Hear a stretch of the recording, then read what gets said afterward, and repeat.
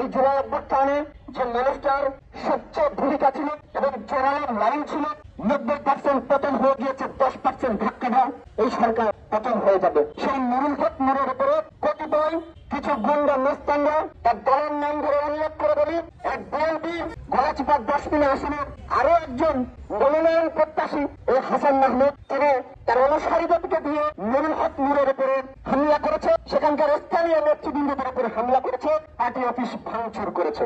আমরা স্পষ্ট বলতে চাই, এই বাংলাদেশকে আমরা নতুন করে কোন সন্ত্রাসী জঙ্গি গোষ্ঠীর কাছে ইজারা দিতে চাই না। এই বাংলাদেশকে, এই বাংলাদেশের মানুষের মন নগদ মস্তিষ্ক আর কাকে দখল করতে দেব না।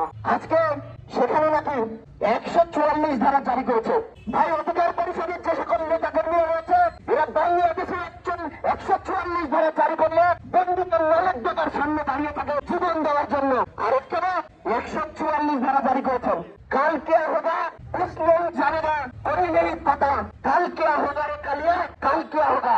আজকে আপনারা যে ধরনের সহিংসতা করে আমাদের নেতা কর্মীদেরকে দমানোর চেষ্টা করছেন, আপনারা কোথায় ভুলে যাচ্ছেন এটা অধিকার পরিষদের নেতা কর্মীরা এরা 14 বছর আগে বনে বাজারে কিংবা ধান খেতে শুয়ে পালাইয়া ছিল না, এরা সামনে থেকে নেতৃত্ব দিয়েছে। সুতরাং আপনারা এটা খেয়াল রাখবেন, ওই আওয়ামী লীগ ফ্যাসিস্টের সময় তাদের মিছিল মিটিয়ে কিন্তু লক্ষ লক্ষ কোটি কোটি মানুষেরা আসতো। যখন অভ্যুত্থান পরবর্তী বাংলাদেশ দেখা গিয়েছে সেখানে আওয়ামী লীগের লঙ্গির কাঁচাটা ধরার মতো মানুষ কিন্তু পাওয়া যায় না। আপনারা যা করছেন ভাবনা চিন্তা করে করবেন।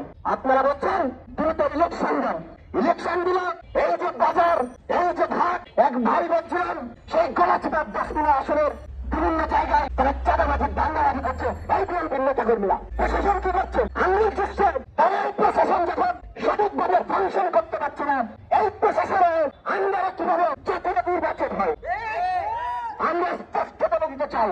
এই প্রশাসনকে সংস্কার করে লাগে, যত সময় লাগে বাংলাদেশের জনগণ দিবে।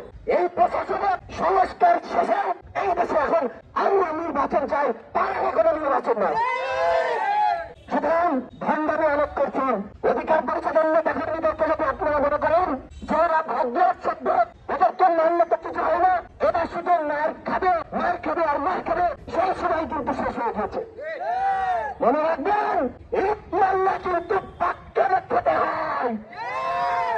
স্পষ্ট ভাষায় বলতে চান, নির্বাচনে কারা জয়লাভ করবে সেটার দায়িত্ব জনগণের উপরে। বাংলাদেশের ইতিহাসে নির্বাচনে 50% করে সম্মানিত ভোট পেয়েছে। অন্যান্য ভারত যদি দেখতে চাই 40%-এর বেশি ভোট বাংলাদেশে করে না। সুতরাং শুধুমাত্র এই 40%-এর ভিতরে আপনারা দেখে থাকবেন অনেকের দখল দায়িত্ব হয়, তারপরে কেন্দ্রগুলো দখল করে নেয়, এরকম ভোটের সংখ্যা অনেক, এক ভোটের সংখ্যা অনেক। শুধু যদি এই 40%-কে বাদ দেন, বাকি 60% মানুষ কিন্তু এদেশের সাধারণ জনগণ আওয়ামী লীগকে যেভাবে খেপিয়েছে সেই সময় থেকে যদি শিক্ষা না নেন, আওয়ামী লীগের মতো লঙ্গের কাছারে ধরে কিন্তু পালাইয়া কুল পাইবেন না। সবশেষে আমি একটা কথা বলতে চাই, নুরুল হক নূর মানে শুধু একটা আসন নয়, নুরুল হক নূর বাংলাদেশপন্থী বাংলাদেশের জনমানুষের সর্বোচ্চ জনপ্রিয় নেতাতে পরিণত হয়েছে। আমরা বিগত দিনে এই ভারতপন্থীর নতুনপন্থীদের রাজনীতি দেখেছি।